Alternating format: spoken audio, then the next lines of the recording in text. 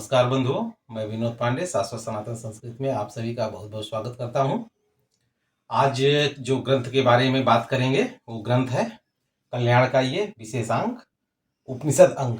और ये कल्याण के, जैसे कि आप यहाँ देख पा रहे होंगे, 23वें वर्ष का ये विशेषांक है। तो बहुत ही महत्वपूर्ण, दिव्य और उत्तम ग्रंथ है।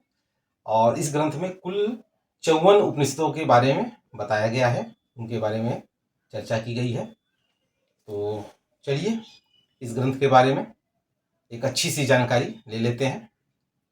तो आइए देखते हैं। ओम श्री परमात्मने नमः। श्री हरि। जैसा कि आप देख पा रहे हैं, प्रस्तुत पुस्तक कल्याण उपनिषद अंक, और इस ग्रंथ की जो कोड संख्या है वो 659 है। और ये 23वें वर्ष का विशेषांक है, गीता प्रेस गोरखपुर से प्रकाशित। जैसा कि देख पा रहे हैं, आपकी पूरी पुस्तक 2 ही कलर में है। और ये पुस्तक मैंने बहुत ही पहले लिया था। और ये कल्याण उपनिषद अंक आप देख पा रहे हैं, इसमें लिखा हुआ है ये प्रथम संस्करण से 6 पुनर्मुद्रण तक कुल 23,000 छपे थे। और ये संवत 2061 का 7वां पुनर्मुद्रण है। और उस समय ये 2000 छपा था। उस समय इसका दाम 110 रुपये मात्र था। और 2006 में मैंने इसे लिया था। और अभी वर्तमान मूल्य इसका 300 रुपये हो चुका है। तो अभी आप वर्तमान में 300 रुपये में ले सकते हैं। और इस उपनिषद में एक बहुत विशेष बात कि कुल 54 उपनिषद, 54 उपनिषद इसमें है। गीता प्रेस से प्रकाशित यही एक उपनिषद है जिसमें 54 उपनिषद एक साथ हैं। नहीं तो जो ईसादी नवोपनिषद एक ग्रंथ आता है, और एक शंकराचार्य भाष्य का आता है ईसादी नवोपनिषद, और उसके अलावा 3 उपनिषद अलग से छपे हैं।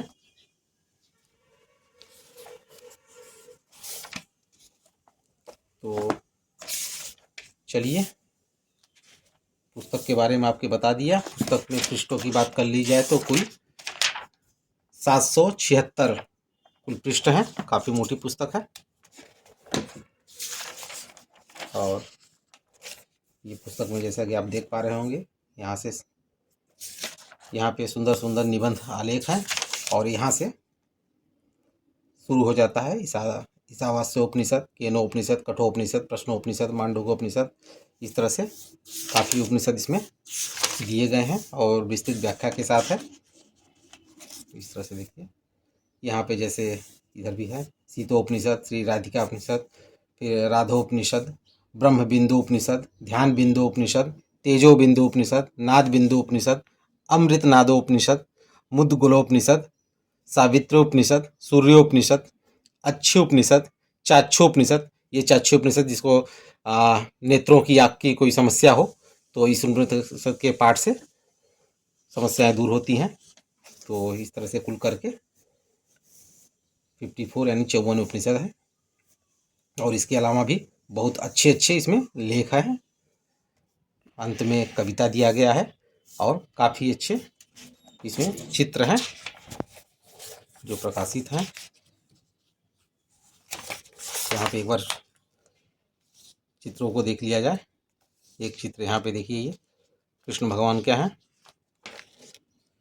और ये एक भक्त की भक्ति करते हुए एक चित्र है। यहाँ ऋषि मुनि के चित्र हैं।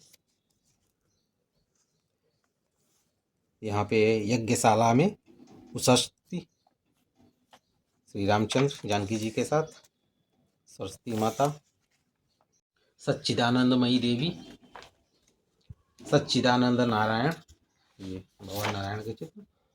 अब जैसा कि आप देख पा रहे हो, सुंदर सुंदर लेख है। पाश्चात्य विद्वानों पर उपनिषदों का प्रभाव, इस तरह के बहुत अच्छे। उपनिषद और अद्वैतवाद, उपनिषदों का नवीन वैज्ञानिक तथ्य, उपनिषद और रामानुज वेदांत दर्शन, उपनिषद गुरु वाक्य हैं, गीतोपनिषद, जीवात्मा और परमात्मा की एकता, पाश्चात्य विद्वानों पर उपनिषद का प्रभाव, उपनिषद में वाक स्वरूप, वैष्णव उपनिषद, उपनिषद आत्मतत्व। इस तरह से बहुत सुंदर सुंदर इसमें अच्छे अच्छे लेख हैं। तो ये ग्रंथ बहुत ही अच्छी ग्रंथ है। इसे अपने घर में पढ़ना चाहिए संभाल कर। देखिए, जब मैंने पढ़ा था तो कुछ नोट्स वगैरह बना के इसमें रखे थे, तो मैं पढ़ता हूँ तो कुछ इसमें जो मुख्य बातें होती हैं उसमें एक नोट्स में बना के रख देता हूँ।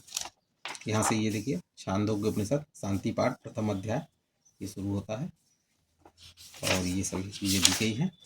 चलिए एक आगे यहाँ पे शुरुआत में नम्र निवेदन जो होता था वो इस ग्रंथ में नहीं है, लेकिन अंत में निवेदन और क्षमा प्रार्थना में कुछ मुख्य बातें मैं आपको पढ़ के बताता हूँ। जैसा कि आप यहाँ पे देख पा रहे हैं कि मनुष्य जीवन का चरम और परम उद्देश्य है अखंड पूर्ण आनंद तथा सनातन शांति रूप भगवान को प्राप्त करना। जीवन के अन्य सारे कार्य इसी एकमात्र चरम लक्ष्य की सिद्धि के लिए किए जाने चाहिए। हमारे उपनिषद इसी परम लक्ष्य के स्वरूप तथा उनकी प्राप्ति के विविध अनुभवपूर्ण साधनों का उपदेश करते हैं। उपनिषदें ज्ञान की खान है, जीवन की सभी दिशाओं में प्रकाश देने वाली अखंड परम ज्योति है।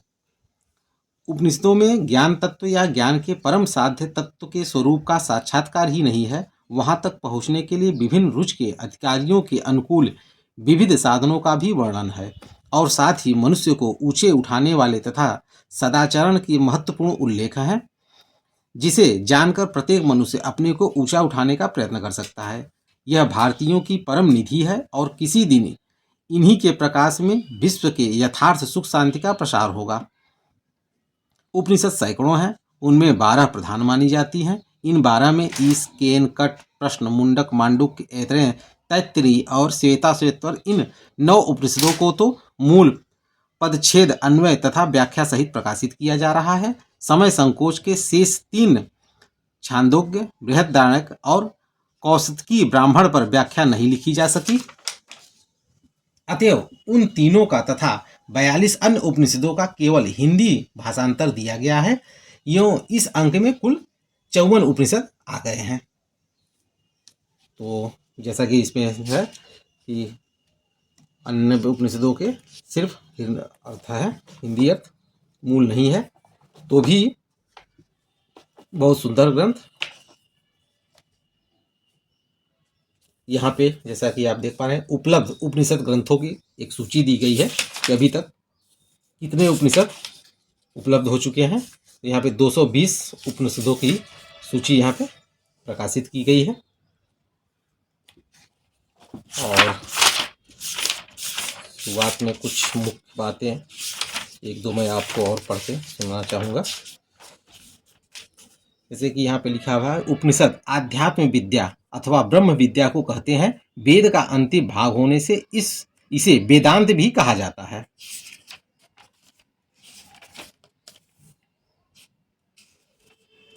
तो बहुत ही अच्छी पुस्तक है, ये ग्रंथ है, पुस्तक न करके ग्रंथ ही कहना उचित है। और मैं चाहूँगा कि इस ग्रंथ को आप जरूर ले आएँ, पढ़ें, क्योंकि उपनिषद जो होते हैं वो हमारे शास्त्रों के, वेद के मुख्य आधार हैं। वेद के आधार मैं इसलिए कह रहा हूँ कि अगर वेदों को समझना तो थोड़ा आज के समय में बहुत कठिन है, एक योग्य मार्गदर्शक के बिना आप नहीं समझ सकते हैं। लेकिन अभी जैसा कि मैंने बताया कि ये इन्हें वेदांत भी कहा जाता है, तो आप इन्हें पढ़ के समझ के फिर उपनिषद अगर वेदों को पढ़ेंगे तो ज़्यादा अच्छा रहेगा। तो इसे लें, पढ़ें, देखें और अपनी धर्म संस्कृति से जुड़ें, यही मेरा उद्देश्य है। अगले चलचित्र में फिर एक नए ग्रंथ के साथ फिर प्रस्तुत होऊंगा। तब तक के लिए आप सभी का बहुत बहुत धन्यवाद और ऐसे ही अपनी रुचि बनाए रखें और सनातन धर्म की पताका को फहराते रहें।